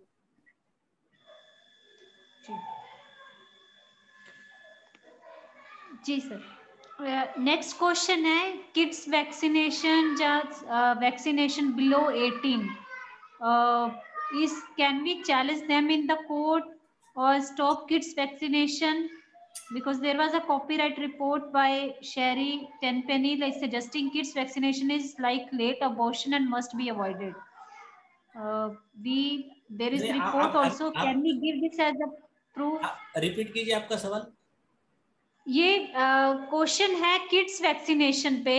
हाँ। अभी जो मैंडेट आया कि okay vaccination below 18 is going to start, उस पे है, इसको चैलेंज कर सकते हैं कि इसको स्टॉप कर सकते हैं, इस पे है। यस कर सकते हैं। और जैसा कि अलग अदर ऑर्डर को हमने चैलेंज किया है, वैसा ही ये ऑर्डर भी चैलेंज कर सकते हैं। और जो भी आप जिस किसी भी वकील से आप कांटेक्ट करोगे उसको 3-4 मुद्दे बता देना। पहली चीज, आप एक काम कीजिए ना, इसका डॉक्टर्स फॉर ट्रूथ का डॉक्टर माया वालेचा का जो लेटर है और उसके बेस पे इंडियन बार एसोसिएशन की तरफ से एडवोकेट दीपाली ओझा ने लेटर भेजा है, तो वो इंडियन बार का जो लेटर है उसमें अटैच डॉक्टर फॉर ट्रूथ का लेटर है। तो आप दोनों को ज्वाइन कर लीजिए, मतलब वो उसको कॉपी ले लीजिए, वही एडवोकेट को दिखा लीजिए, उसमें सारी चीजें आ गई। आपको सिर्फ उसको इतना बोलना है कि बच्चों के लिए कोई इमरजेंसी है ही नहीं, क्योंकि उनको कोई धोखा है ही नहीं, ना उनके जान को तकलीफ है, तो इनको वैक्सीनेशन देना बोले तो इनकी जान धोखे में भी डालना है। और दूसरी चीज, इस देश का अरबों रुपए के संपत्ति का मिस अप्रोप्रिएशन है, दुरुपयोग है, इसलिए इसको तुरंत रोकना चाहिए। तो ये 2 ग्राउंड पे अच्छा मतलब पिटिशन बन जाएगा। ओके, तो इससे रिलेटेड है कि स्कूल्स और कॉलेज में एंटर करने के लिए स्टूडेंट्स के लिए 2 डोजेस ऑफ वैक्सीन मैंडेटरी किया गया है, टीचर्स के लिए भी, स्टाफ के लिए भी, ऑल्सो पेरेंट्स के लिए भी कर्नाटका में।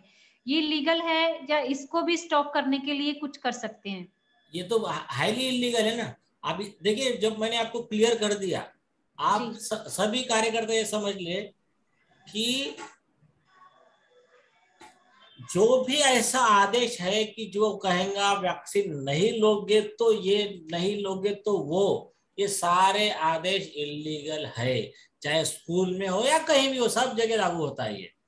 तो आप ऐसे हर आदेश को आप हाईकोर्ट में चैलेंज कर सकते हो, आप इवन आपके लोकल कोर्ट में जा सकते हो, हर बार हाईकोर्ट भी जाने की जरूरत नहीं है। लोकल कोर्ट में जाकर लोकल वकील के थ्रू सिविल कोर्ट से ऑर्डर ले सकते हो आप। पूनम जी, जस्ट अ मिनट। इसी से जुड़ा हुआ एक था और पीछे पूनम जी, भी वन मिनट। नहीं, मैं बस इतना कह रहा था कि जो सवाल रिपीट हो रहे हैं उन्हें हम क्विट करें, मतलब स्किप करेंगे तो भी चलेगा, क्योंकि यहाँ पे वैक्सीनेशन जरूरी है, वहां पे वैक्सीनेशन, मतलब एक बार हमने बात कर दी कि कहीं भी नहीं है, तो फिर वो क्वेश्चंस को, मतलब एक स्कूल वाला आएगा, फिर मॉल वाला आएगा, तो let's not take all of them, क्योंकि ये बात ऑलरेडी सर ने बता दी है। हाँ। तो वो आप थोड़ा देख लीजिए कि रिपीट ना हो। That's all I wanted. Thank you sir. इसी में एक बात जोड़नी थी, और पीछे भी जो हमारी बात उठी थी एपिडेमिक एक्ट को लेके, दोनों को कनेक्ट करते हुए कि काफी प्राइवेट संस्थाएं हैं, क्योंकि आरटीआई वगैरह में प्राइवेट इंस्टीट्यूशंस तो भागी नहीं होते हैं जवाबदारी के, तो काफी प्राइवेट इंस्टीट्यूशंस हैं जो आपको रोकते हैं। प्राइवेट स्कूल हो गया, प्राइवेट हॉस्पिटल हो गया, या मॉल्स वगैरह, सब कुछ प्राइवेट उसमें ही आता है। तो उनके लिए कैसे हमें, मतलब उनके लिए हम क्या, उनके अगेंस्ट कैसे एक्शन लिया जाएगा? अभी देखिए, नॉर्मली ना, अगर सरकार ने नियम बना दिया कि मॉल में वैक्सीनेटेड को परमिशन नहीं, तो नॉर्मली वो बोलेंगे कि देखो भाई, हमको सरकार ने बोला है, नहीं तो हमारे ऊपर एक्शन लेने का बोलेंगे, इसलिए आपको हम परमिशन नहीं दे रहे। तो आपको बेसिक क्या करना है, बेसिक आपको सरकार का ऑर्डर कैश करके लेना, एक। दूसरी चीज, आप उन लोगों को ये बोल सकते हो कि जैसा कि हाई कोर्ट का एक जजमेंट है और सुप्रीम कोर्ट का है, तो हाई कोर्ट से बड़ा सुप्रीम कोर्ट है, तो सुप्रीम कोर्ट का जजमेंट फाइनल रहेगा, हाई कोर्ट का नहीं माना जाएगा।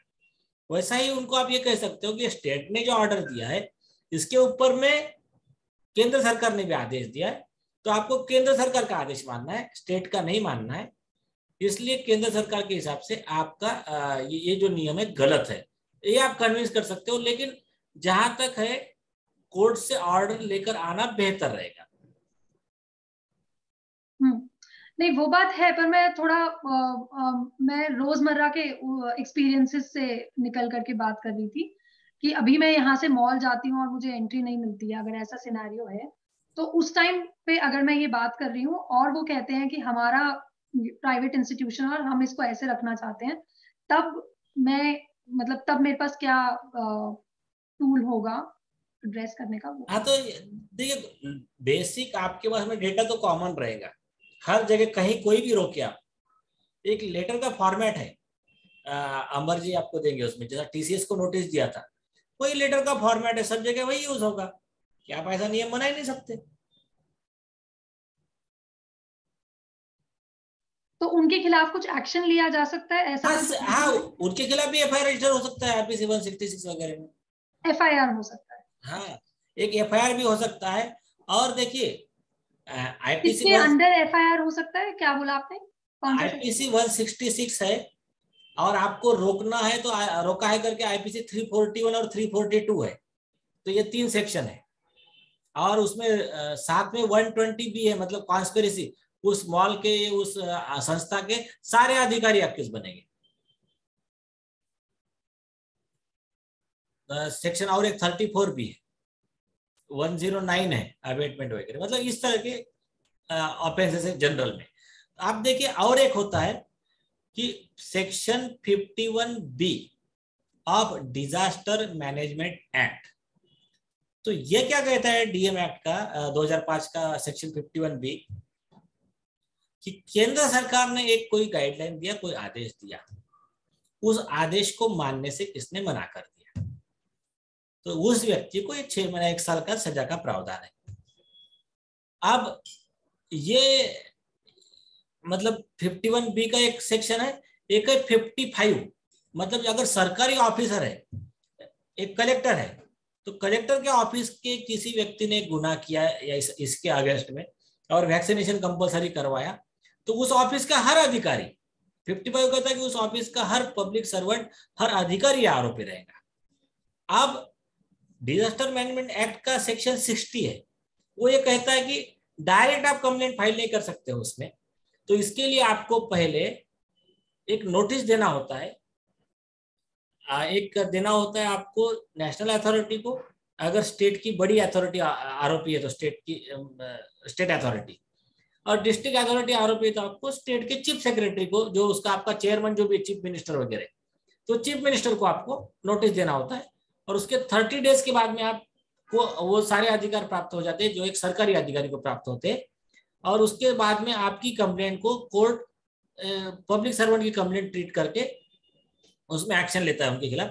ऐसे ही कंप्लेंट अमर कोरी जी की तरफ से हमने फाइल किया है मुलुंड कोर्ट में, उसका ड्राफ्ट आप ले लीजिए एम से, ठीक है।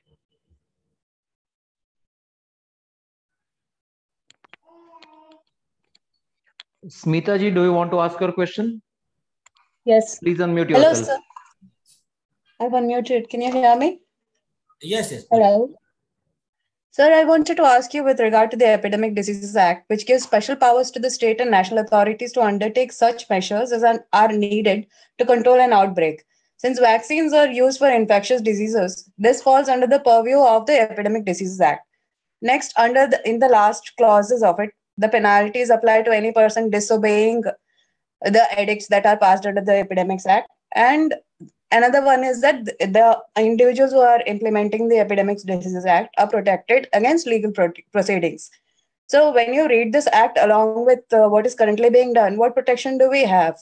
If we go against the governmental authorities who are implementing everything, and they actually preface this as like district magistrate's order under this section, like Epidemics Management Act, Epidemic Diseases Act, Disaster Management Act. So how do we consider it valid that we bring legal proceedings against individuals who are indemnified against this, right? No, there is no indemnity against the prosecution. But you cannot bring a legal proceeding. No. And if I read it with the ordinance that was passed in 2020, if I stop a health official from implementing their duty, if I prevent them from giving me a vaccine, which is considered their duty, if vaccination is being considered mandatory, then I would be preventing them from rendering their duty, which again makes it a punishable offense. No. And I am liable to be fined. This is wrong interpretation of the law. Listen. Okay. हाँ, अभी यही विषय अभी थोड़ा देर पहले आपको हिंदी समझता है ना? Yes, sir. हाँ, तो अभी थोड़ा देर पहले यही तो सवाल पूछा था इन्होंने। तो इसमें एपिडेमिक एक्ट में ऐसा कुछ नहीं है कि जो इनको अनलिमिटेड डिस्क्रिशन है, उसके ऊपर सुप्रीम कोर्ट के जजमेंट्स है जनरल में कि कोई भी अधिकारी को ऐसे कोई अनलिमिटेड डिस्क्रिशन नहीं है। मैंने फिर से रिपीट किया आपको, देखिए law is not against the common sense. अगर कल चल के ये बोलेंगे कि हमको बिल गेट्स ने बताया है कि हर डिस्ट्रिक्ट में 8-8 लड़कियों का बलि चढ़ाना है तो उससे रुक जाएगा, तो फिर वो बोलेगा कि मैं मेरा ड्यूटी परफॉर्म कर रहा था, मैं आपका मर्डर करने आया तो आपने चुपचाप अपनी गर्दन आगे करने की, आपकी बच्ची की गर्दन आगे कर देने की। ऐसा नहीं है वो। दूसरी चीज, जो प्रोटेक्शन जो होता है ना, act done in good faith, उसको ही प्रोटेक्शन होता है। और गुड फेथ की डेफिनेशन के लिए सेक्शन 52 ऑफ आईपीसी है, वो ये कहता है nothing can be said to be done in good faith if it is not done with due care and caution. तो कोई प्रिकॉशन ना लेते हुए कुछ भी बेतुका काम अगर करता है तो उस व्यक्ति को कोई प्रोटेक्शन नहीं है सेक्शन 52 ऑफ आईपीसी के तहत। इसके अलावा अभी मैंने थोड़ा देर पहले ही बताया, फिर से रिपीट करता हूँ, आर्टिकल 13 ऑफ द कॉन्स्टिट्यूशन कहता है कि आजादी के पहले के 50 के पहले के जो भी कॉन्स्टिट्यूशन के पहले के जो भी एक्ट थे, वो सारे एक्ट जो आर्टिकल 19, 14, 21 इसके कॉन्ट्ररी है, भारतीय संविधान के मूल तत्व के खिलाफ में है, वो सारे एक्ट नल एंड वॉइड रहेंगे। तीसरी चीज, जब केंद्र सरकार ने कह दिया है कि वैक्सीन वॉलंटरी है, मैंडेटरी नहीं है, ऐसे कंडीशन में अगर जो डॉक्टर कह रहा है कि मैं तो मेरी ड्यूटी परफॉर्म कर रहा हूं, ड्यूटी थोड़ी ना कर रहा है, वो तो खुद ऑफेंस कर रहा है कि केंद्र सरकार के गाइडलाइन के खिलाफ काम कर रहा है, तो वो उसका ऑफेंस है आईपीसी 166 का। वो आपको आके रोक रहा है तो ऑफेंस कर रहा है 341 का, 342 का, और आपको अगर पकड़ रहा है और वैक्सीन लगा तो वो ऑफेंस कर रहा है 323 और 336 का और 220 का। अगर आपको कुछ एलर्जी है और आपकी जान जाने का धोखा है तो वो व्यक्ति ऑफेंस कर रहा है 307 का, आईपीसी 115 का, और अगर आपकी जान गई तो वो अधिकारी फांसी की सजा का भी हकदार है 302 के तहत। उसको कोई प्रोटेक्शन नहीं है। उसको प्रोटेक्शन कब होता, जब इस देश में एक कानून बनाया जाता। आर्टिकल 21 में जो लिखा है और उसी को रिपीट किया है गुवाहाटी हाईकोर्ट ने दिनथर के जजमेंट में, मदन मिल्ली के जजमेंट में, कि आर्टिकल 21 क्या कहता है, no person shall be deprived of his life and liberty except following the due process of the law. Due process of the law कि कानून के दायरे में रहकर उस रूल को फॉलो करके, नियम को फॉलो करके, ड्यू प्रोसेस को, आपके अधिकारों में हस्तक्षेप की परमिशन है। फॉर एग्जाम्पल, किसी एक पुलिस जाकर किसी को भी अरेस्ट नहीं कर सकती, लेकिन अगर किसी व्यक्ति ने कहीं चोरी कर लिया तो फिर उनको अधिकार होता है आईपीसी 379 में उसको अरेस्ट करने का। वैसा ही वैक्सीन मैंडेट का कोई लॉ इंडिया में बना ही नहीं है, तो वैक्सीन मैंडेट का लॉ उनको पार्लियामेंट में पास कराना पड़ेगा पहले कि ये देश में अभी वैक्सीन कंपलसरी की जाती है।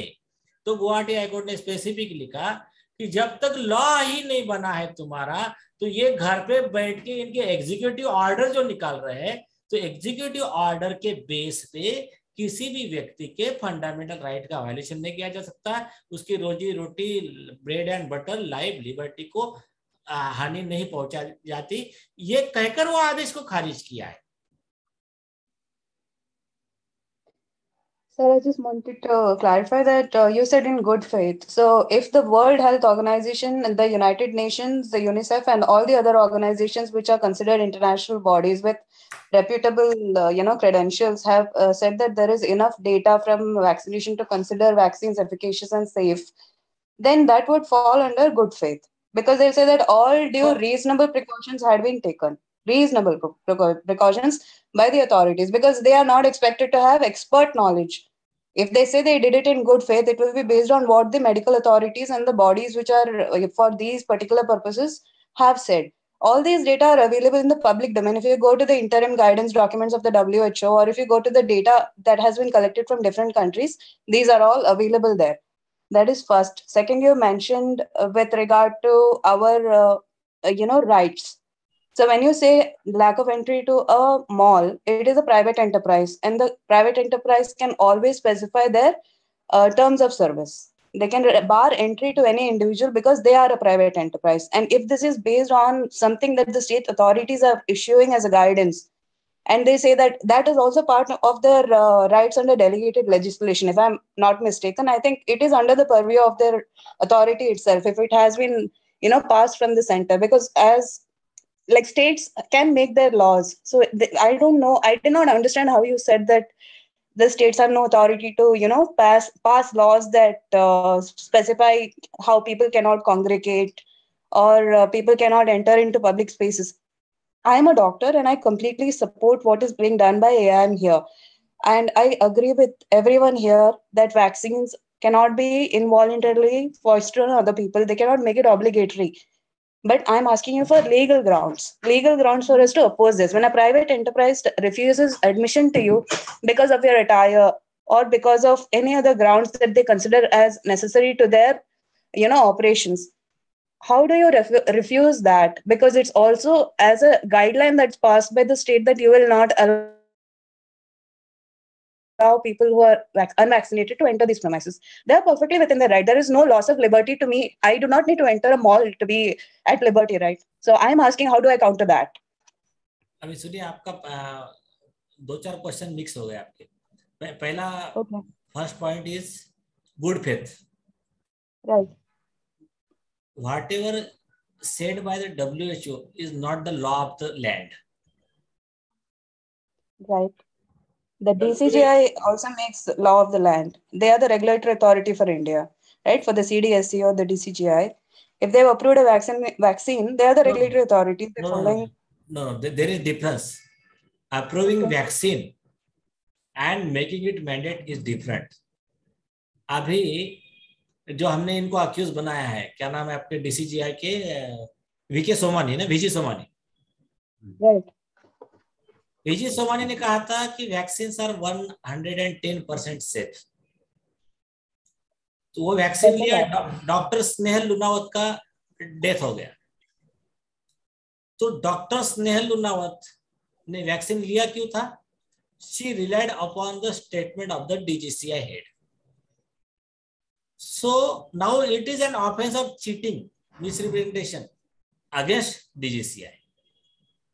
एक चीज हो गया. दूसरी चीज, आप जो कह रहे हो कि डॉक्टर कहेगा कि मैंने गुड फेथ में प्रिकॉशन लिया और मैंने WHO का पढ़ लिया, that is not to be done in good faith, because IPC 52 says nothing can be said to be done in good faith if it's not done with due care and caution. Now due care is of a reasonable man. Okay, so reasonable precaution I will tell. When there are side effects of the vaccine, when there are deaths of the vaccine, when there is already publicity there, when the person saying that I am not going to take vaccine because this is fear in mind, and when the law of the country, national authority, final authority कौन है? Final authority is the national authority. National authority ने कह दिया कि it is not mandatory. ऐसा होते हुए भी अगर डॉक्टर जाके जबरदस्ती वैक्सीन लगाता है, then he is committing offense, he is committing contempt of that authority. वो national authority के खिलाफ में काम कर रहा है. So here no defense is available to the doctor that I acted on the instruction of the state authority. First thing. Okay. और second thing, आपने कहा कि स्टेट अथॉरिटी को लॉ बनाने का अधिकार है. बिल्कुल अधिकार है, लेकिन द स्टेट अथॉरिटी और अगर नेशनल अथॉरिटी, देखो हेल्थ जो है कॉन्करेंट लिस्ट में है. स्टेट अथॉरिटी भी लॉ बना सकती है, नेशनल अथॉरिटी भी लॉ बना सकती है, लेकिन कॉन्फ्लिक्ट हुआ तो सेंट्रल गवर्नमेंट जो है, नेशनल अथॉरिटी शैल प्रिवेल. बॉम्बे हाईकोर्ट का जजमेंट है, गुजरात हाईकोर्ट का जजमेंट है और एक सुप्रीम कोर्ट का जजमेंट है. तो इसमें से सुप्रीम कोर्ट का जजमेंट फाइनल माना जाएगा अगर दोनों में कॉन्फ्लिक्ट है तो हायर अथॉरिटी का ही जजमेंट माना जाएगा. एक चीज और आपको मैंने इसके पहले भी रिपीट किया, as per section 38 subsection A, section 39 subsection 1 of the disaster management act 2005, the state authority has to make their policies, make their rules only in line with the national authority. They cannot make any rule in contrary to the rules and policy framed by the national authority. तो ये लोग ऐसी कोई policy नहीं बना सकते जो central authority के अगेंस्ट है. तो इसमें गुड फेथ का तो सवाल ही नहीं आता है. They themselves are committing offense by making such rules, and the person following that unlawful orders, wrongful orders is also guilty of that offense. अभी इसको मैं आपको शॉर्ट में और बहुत सिंपल तरीके से समझाता हूँ. एक नंदिनी सतपथी का 1978 का फुल बेंच का सुप्रीम कोर्ट का जजमेंट है.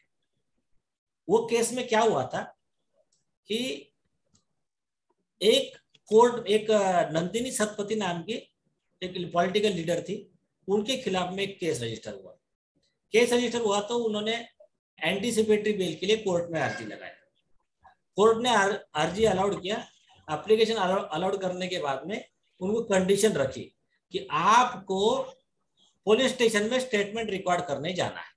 किसने ऑर्डर दिया? कोर्ट ने.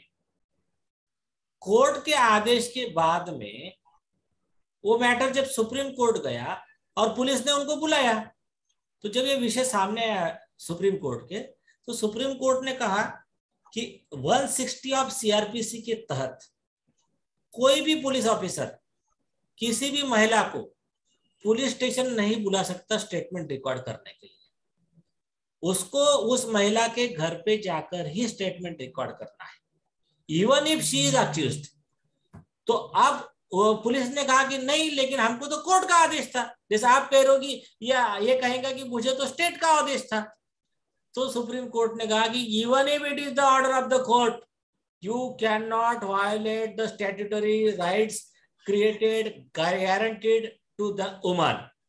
तो उस व्यक्ति को जो घटना से, स्टैट्यूट से जो मिले हुए अधिकार है, संवैधानिक अधिकार है, उस अधिकारों का वायलेशन करने वाले इवन कोर्ट के ऑर्डर भी नहीं मानना है, ऐसा सुप्रीम कोर्ट ने कहा। और कहा कि भले ही कोर्ट का आदेश था, लेकिन जो भी पुलिस ऑफिसर ऐसा काम करेगा उसके खिलाफ में क्रिमिनल प्रोसिक्यूशन लिया जाएगा, स्ट्रिक्ट एक्शन ली जाएगी। बोलिए। Thank you for clarifying that. It is, I understood the points that you are making, but at the ground reality, I live in Haryana, so yes. they have. तो ground reality है। और आप जो कह रहे हैं ना कि प्राइवेट का वगैरह भी, प्राइवेट में भी अभी वो यही डिफेंस लेते हैं। मैंने अभी वही बताया कि they are taking a defence that it is the order of the state, so it is better to get that order quashed by the high court. One thing. Second thing, आप जो कहते हो अगर शॉप है या mall है, तो इनको शॉप एक्ट के तहत इनको परमिशन मिलता है। तो ये अपने प्राइवेट रूल ऐसे कुछ भी नहीं बना सकते हैं कि जिसके वजह से ग्रॉस डिस्क्रिमिनेशन हो। मतलब कल चल के ये कहेंगे कि हम सिर्फ हिंदुओं को ही आने देंगे, हम सिर्फ मुस्लिम लोगों को ही आने देंगे। तो ऐसे कोई भी जो नियम प्राइवेट बनाते हैं ना, तो उसको भी हम चैलेंज कर सकते हैं, स्क्रूटनी कर सकते हैं कि ये जो फॉर एग्जाम्पल मस्जिद में है तो मुस्लिम जाएंगे, ये बात मान सकते हैं। मंदिर में हिंदू जाएंगे, मुस्लिम नहीं जाएंगे, ये बात एक बार मान सकते हैं। लेकिन जो पब्लिक प्लेस होता है, जो आप शॉप एक्ट या फिर जिसके तहत लाइसेंस लेकर आपने मॉल खोल कर रखा है, उसमें अगर आप भेदभाव करोगे, आप आर्टिकल 14 के वायलेशन में काम करोगे, तो उसमें भी लीगल एक्शन लिया जा सकता है। लेकिन वो थोड़ा मतलब बहुत लंबा विषय हो जाएगा।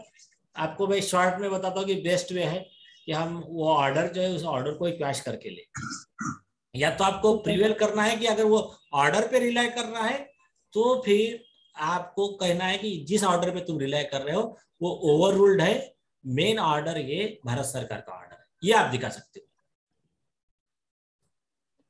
Okay.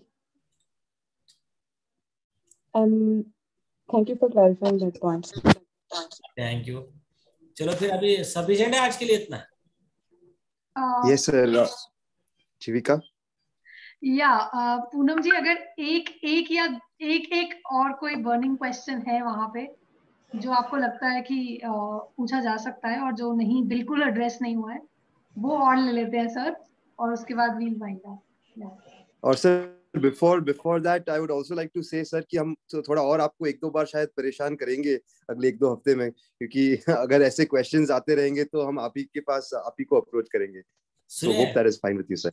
एक दो बार ने रेगुलर रखिए आप। कैसा है कि रेगुलर रखने में ही वो देखिए लॉ आपकी फील्ड नहीं है आप लोगों की, और रेगुलर क्वेश्चन आंसर में कई चीजें बाहर आएगी, तो हो सकता है कुछ नया मामला भी मेरे सामने आ जाए, तो हाँ उसमें फिर हो सकता है कि मैं आपको और बाद में स्टडी करके और नए केस लॉ वगैरह और दूं आपको।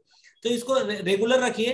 मतलब हो सके तो मैं कभी रह जाऊंगा एक खाना डेट में मैं स्किप कर सकता हूँ, आप आपके आपस में डिस्कस कर लेना, लेकिन रेगुलर मिलते रहिए तो आपका वो चार्जिंग होता रहेगा। Sure sir, thank you sir. दो लास्ट क्वेश्चन है। एक है कि हम लोग अपने एरिया में पर्टिकुलरली जो ये वैक्सीन से इफेक्ट हुए हैं या जिनके फैमिली मेंबर किसी की डेथ हो गई है, उनके सिग्नेचर लेके या उनकी कंप्लेन लेके हम लोग डिस्ट्रिक्ट अथॉरिटीज और हायर अथॉरिटीज को अप्रोच कर सकते हैं मतलब इस केस में will it stop this forced vaccination? मतलब कि जिन लोगों का वैक्सीन लेने से डेथ हो गया है, डेथ हुआ है या कुछ और साइड साइड इफेक्ट्स आए हैं, तो उन लोगों के सिग्नेचर लेके, उन लोगों के ग्रीवियंसेस लेके हम लोग फॉरवर्ड करें? हाँ, तो आप कीजिए ना, जैसा कि इसमें किया है, जो हितेश कड़वे का यहाँ पर डेथ हुआ था वैक्सीन लेने के 3 घंटे में, तो उसकी माँ के तरफ से वही कंप्लेंट में लिखा गया कि भाई मेरा तो हो गया, मेरा बच्चे का डेथ हो गया, मेरा तो पूरा लाइफ का ये हो गया, लेकिन आप ऐसे तो दूसरे बच्चों को बचाइए। तो इसके लिए उसने क्रिमिनल कंप्लेंट किया कि उसने कहा कि आप ये ऑफेंस आगे रोकने के लिए आप तुरंत एक्शन लीजिए, इस तरह से कंप्लेंट भेजा। तो उसका एक अच्छा असर भी हुआ है। तो आप ऐसे भेज सकते हो लोगों को, और उसमें ये भी लिख सकते हो कि ऐसा कुछ आगे हुआ तो ये एरिया के सारे मौत के सारे इसके जिम्मेदार आप रहोगे। तो इसके रिलेटेड ही है कि ये सिटीजन अरेस्ट लॉ है, can it be used against DM, district collector और पुलिस, अगर वो ये सब कुछ ऑब्लिगेशन या फोर्स वैक्सीनेशन करते हैं? हमने ऑलरेडी डिस्कस किया है, ऑलरेडी आपने मेंशन किया, but this was specific to this citizen arrest law. बिल्कुल सही, हम किसी के भी खिलाफ यूज कर सकते हैं। स्पेशल नोटिस दीजिए आप चीफ सेक्रेटरी को, प्राइम मिनिस्टर ऑफिस में, सब जगह भेज दीजिए कि ये यहाँ का कलेक्टर इस कानून का ये उल्लंघन कर रहा है, उसने किए हुए ऑफेंस ये आईपीसी ये सेक्शन में आते हैं, ये कॉग्निजेबल नॉन बेलेबल ऑफेंसेस है, तो आप इस पे तुरंत कार्रवाई कीजिए, ये तो सेक्शन 43 सीआरपीसी के तहत हम इसको अरेस्ट करेंगे। एडवांस में नोटिस दे दीजिए आप सब लोग। ओके सर, लास्ट क्वेश्चन है कि जो अदर देन एलोपैथी, जो अलग आयुर्वेदा या होम्योपैथी या और चिकित्सा का या इनका कॉन्स्टिट्यूशनल राइट या स्टेटस क्या है? मतलब अगर लोग उस ट्रीटमेंट के लिए जा रहे हैं, इसका कुछ है कॉन्स्टिट्यूशन के हिसाब से या क्या है? अगर कुछ इस पे बता सकते हैं तो। ये बहुत बढ़िया सवाल है। इसमें ना एक जजमेंट है डॉक्टर AKP 2021 का सुप्रीम कोर्ट का, मुझे याद दिलवा देना, रुशील के थ्रू मैं वो भिजवा दूंगा। सुप्रीम कोर्ट का जजमेंट है। बाद में A वर्गीस का जजमेंट है कर्नाटका हाई कोर्ट का। बाद में आनंदिया का जजमेंट है 2021 का आंध्र प्रदेश हाई कोर्ट का। इनका सबका समरी बताता हूँ। एक व्यक्ति होम्योपैथिक ट्रीटमेंट कर रहा है एक पेशेंट को कोविड-19 के खिलाफ, कि उसको कोविड-19 से क्योर करना है, तो उसको रोका ट्रीटमेंट देने से। वो विषय गया हाई कोर्ट, सुप्रीम कोर्ट। तो सुप्रीम कोर्ट ने कहा देखिए, आयुष मंत्रालय के प्रोटोकॉल में है कि कोविड-19 के पेशेंट को होम्योपैथिक लोगों ने कैसा ट्रीटमेंट करते हैं, तो उसको वो ट्रीटमेंट करने से कोई रोक नहीं सकता। आयुर्वेदिक व्यक्ति है, ये देखिए, ये सब लोग गवर्नमेंट ऑफ इंडिया से ही डिग्री लेकर डॉक्टर बने हैं ना। तो A वर्गीस के जजमेंट में हाईकोर्ट ने क्लियर किया, वो उस व्यक्ति का अधिकार है कि उसको खुद की ट्रीटमेंट कौन से इससे करवानी, पैथी से करवानी है, आइदर एलोपैथी और आयुर्वेदिक, होम्योपैथी, नेचुरोपैथी, उस सिद्ध, यूनानी, ऐसे जो भी ट्रीटमेंट्स है, ये उस व्यक्ति का अधिकार है, उसके ऊपर कोई बर्डन नहीं ला सकता। ये सिलेक्टेड जजमेंट से इसके ये। उसके बाद में आनंदिया का केस तो ऐसा हुआ था कि एक गांव में उस व्यक्ति ने, वो डॉक्टर वगैरह कुछ नहीं है, उसने अपने हर्बल कंपोजिशन बनाया और उसका रिजल्ट बहुत अच्छा आना शुरू हो गया कोविड-19 में। इवन जो लोग वेंटिलेटर पे थे, कोई जिसको डॉक्टर ने बोला कि आप तो 1 महीने में मर जाएगा, वो सब लोग ठीक हो गए। उनकी आंखें के ड्रॉप थे और के कंपोजिशन था, ABC और के कंपोजिशन। तो उसके खिलाफ में ये जो बिल गेट एंड ग्रुप से इनके जो भी स्पॉन्सर्ड लोग थे, चमचागिरी करने वाले, इन्होंने ऑब्जेक्शन दिया। तो सरकारी अधिकारी पहुंच गए, आप ये नहीं कर सकते, आप वो नहीं कर सकते। वो तो डॉक्टर भी नहीं था बेचारा। तो फिर उसने भी पिटीशन लगाया और पेशेंट लोगों ने पिटीशन लगाया हाईकोर्ट। हाईकोर्ट ने कहा देखिए, आपका अधिकार सिर्फ इतना है सरकारी कर्मचारियों का कि आप ये वेरीफाई कर सकते हो कि ये जो दवाई दे रहा है वो दवाई शरीर के लिए हानिकारक तो नहीं है, बस इतना ही तुम्हारा अधिकार है। उन्होंने वेरीफाई किया नहीं, शरीर के लिए हानिकारक नहीं है, तो बोले आप इंटरफेयर नहीं करने का, उसको उसका ट्रीटमेंट करने दो कोविड-19 का, वो भी जजमेंट है। तो ये बहुत क्लियर है। इन्होंने सिर्फ माहौल बना के रखा मार्केटिंग करके, मीडिया को खरीद के, कि सिर्फ आपको एमबीबीएस डॉक्टर ये है, फिर ये ही है, फिर हमारे लोग सिर्फ वैक्सीन है। ये किसने कहा कि सिर्फ वैक्सीन से ही कोरोना ठीक होता है? वैक्सीन से तो होता ही नहीं है, लेकिन नेचुरोपैथी से तो होता है, कई अच्छे रिजल्ट है उसके। अभी कोरोनिल दवाई जो है पतंजलि के बाबा रामदेव जी की, तो उसको तो गवर्नमेंट ऑफ इंडिया ने अप्रूवल दिया इम्यूनाइजेशन के लिए। तो जो ऐसे कई ट्रीटमेंट्स है, तो ये मेरा अधिकार है। वो जो जिसको बोलते हैं one size fits to all, एक अगर 40 नंबर का शर्ट है, मुझे आता है मतलब हर एक को शर्ट फिट होता है जरूरी थोड़ी है। हर एक के बॉडी का कंपोजिशन अलग है, हर एक का टेम्परामेंट अलग है, हर एक के बॉडी का क्या है, मतलब रिएक्टिव उसका कैपेसिटी अलग है, किसका रेजिस्टेंस पावर अच्छा है, किसका कम है, किसके कोमॉर्बिडिटीज है, किसके नहीं है, ऐसे कई फैक्टर है। तो ऐसे कंडीशन में कोई भी दवाई, एक दवाई सबके लिए फिट हो ही नहीं सकती। तो इसके लिए ये किसी को मैं ऐसा फोर्स ही नहीं कर सकती कि तुम वैक्सीन से ही ट्रीटमेंट करो। ऐसे जो भी अधिकारी फोर्स कर रहे हैं, आज ही हमने नोटिस बनाया WHO के लिए और अपने डॉक्टर रणदीप गुलेरिया के लिए, ऐसे जो भी अधिकारी फोर्स कर रहे हैं कि सिर्फ वैक्सीन से ही आपको ट्रीट करना पड़ेगा, तो ये they are committing contempt of the supreme court, और उसमें और भी सेक्शन लगाया है। तो ये इस तरह से उनके खिलाफ भी एक्शन हो सकता है, और आपको अधिकार है, आपको आपका ट्रीटमेंट करवाना है। Okay sir.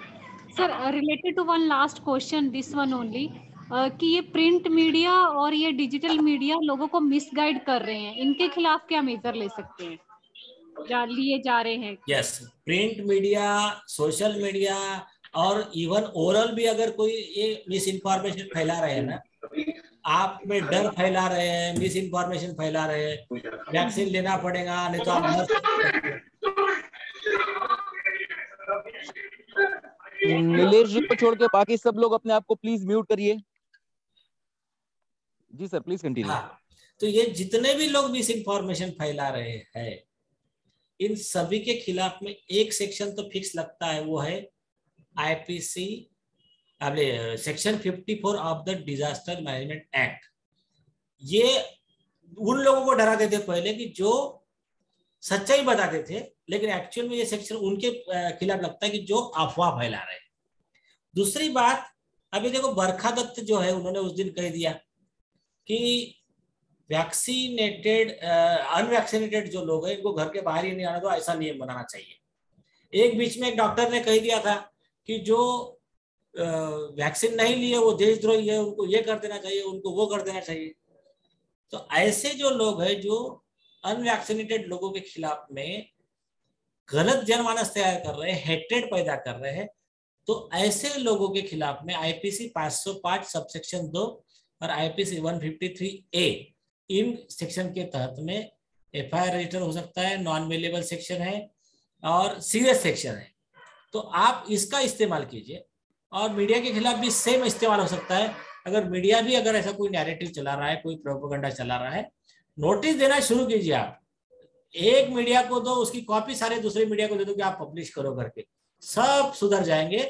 कि जैसा अभी देखने मिल रहा है, तो अभी हम बरखा दत्त के खिलाफ में एक प्रोसिक्यूशन करने वाले हैं जल्दी से। और आपको अंबर जी बताएंगे अभी, ठीक है, यहाँ सबके सामने बोलना ठीक नहीं है। एक बहुत यहाँ का बहुत बड़ा मेन स्ट्रीम मीडिया है, उसका नाम इसलिए नहीं बताऊंगा कि बाद में उन्होंने माफी मांग लिया और अभी हमारे काम कर रहा है। तो उन्होंने ऐसा ही किया था, पूरा narrative in favour of the vaccine, और हमारी भी पिटीशन थी तो उसकी भी न्यूज का गलत रिपोर्टिंग किया। उसको एक नोटिस दिया हमने 100 करोड़ के कॉम्पेंसेशन के साथ में, डिफामेशन का नोटिस दिया 500-501 का, कि आपने बदनामी किया है हमारे क्लाइंट का, हमारे लोगों का। बाद में बैकफुट पे आ गया, माफी मांगा, फिर बाद में हमने जो कहा बिल्कुल सही अच्छे तरीके से छापा। तो ये है, बदलाव आते हैं। कोई मीडिया को कोई प्रोटेक्शन नहीं है, कॉमन मैन की तरह उनके खिलाफ भी केस होता है। मैंने कई मीडिया के लोगों को इवन मीडिया के जो रिपोर्टर है, इवन उनके जो मेन चीफ एडिटर है, उनकी जो मालिक है, उनके खिलाफ में अरेस्ट वारंट निकलवाए हैं, रिपोर्टर को अरेस्ट करवा के जेल में डाला है। तो बहुत ऐसा कोई ये नहीं है उसके, आप लॉ सबके लिए है, सिर्फ आप लोगों को जागने की जरूरत है। लोकल में एडवोकेट की टीम तैयार कीजिए, जो भी पॉसिबल मदद लगेगी मैं मेरे लेवल पे पूरा करूंगा, और उनको लेकर आप चालू कीजिए, कैसे डालना शुरू कीजिए, फिर लाइन पे आना शुरू हो जाएंगे वो। मतलब उसको एक ये है ना, evil tolerated is evil propagated. आपने अन्याय सहना शुरू किया तो उसका इविल प्रोपोगेट होता है, उसका कॉन्फिडेंस बढ़ जाता है। आपने रेजिस्टेंस दिया तो फिर वो लोग बैकफुट पे आना शुरू होते हैं। और आपको मैं जो बार बार सभी को कहता हूँ, थोड़ा सा अगर आपको देखना है तो थोड़ा हल्ला बोल मूवी जो है अजय देवगन का, आप उसको देखोगे तो आपको थोड़ा आइडिया आ जाएगा कि इस देश में अन्याय के खिलाफ कैसा लड़ा जाता है। इवन जब कोर्ट भी गलत जजमेंट देता है, उसमें भी जब पब्लिक आ जाती है एक जगह, तो उस समय केवल पब्लिक के एक मास प्रेशर पे ही high court suo motu writ file करके लेता है और बाद में ऑर्डर करता है। वो सत्य घटना पर आधारित केस है। जेसिका लाल जो मॉडल थी, उसका मर्डर जो होता उसके उस पर आधारित केस है। आई थिंक हम यहाँ पे अब थोड़ी रोक लगाएंगे। सवाल काफी सारे हैं जो अभी जिनका हमने जवाब नहीं सुना है, और काफी लोगों ने चैट में भी लिखा है, तो हम लोग उस सबको कंपाइल करके रखेंगे और धीरे धीरे नीलेश जी से पूछ के आप सबको सेंड करते रहेंगे। और भी आगे फ्यूचर कॉल्स रखेंगे जब हम, तो हम आपको we will let you know, and फिर हम उसको आगे ले जा सकते हैं। एंड आपने बहुत अच्छे नोट पे एंड किया है। हमारा इतिहास रहा है बहुत स्ट्रॉन्ग इतिहास है हमारा, जिसमें हमने प्रोटेस्ट किए हैं, सत्याग्रह किए हैं और काफी ऐसी चीजें की हैं जिसके परिणाम स्वरूप हमारा संविधान, हमारी आजादी, सब कुछ हमको मिलती जा रही है। और हाल ही में किसान आंदोलन से जो रिपील हो गए 3 एक्ट्स, तो हमें भूलना नहीं चाहिए। ये सब कहने का मतलब ये है। और इसी स्पिरिट के साथ Rushil, yeah, please. Yeah, no, just like thank you Nilesh sir, और मैं आपको डिस्टर्ब करता रहूंगा sir. Thank you so much for your time. It's my duty. Thank you.